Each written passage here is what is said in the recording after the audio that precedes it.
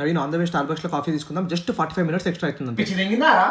Start అయ్యి 10 నిమిషాలు కాదు అప్పుడే స్టార్బక్స్ ఏంద్రా? ఏ గవర్నీ ఏం నడవవు నవీన్ దగ్గర. పోలీసు వాడు చాపమన్నా సరే నేషనల్ పార్క్ పార్కింగ్ లాట్ లోనే చెప్తా. పోనీ రీచ్ అయినాక ఇండియన్ రెస్టారెంట్ అమ్మా.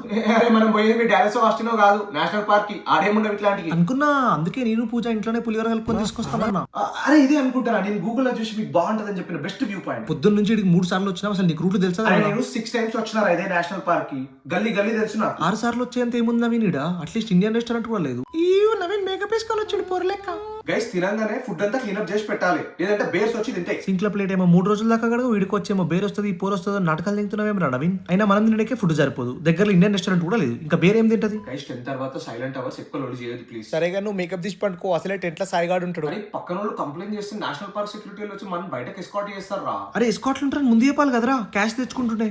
అరే గాడిది ఆ వ్యూ పాయింట్ పెట్టింది లేక్ వ్యూ జూ నీకు రా. నువ్వు లేక్ వచ్చావే నీకు కాదు.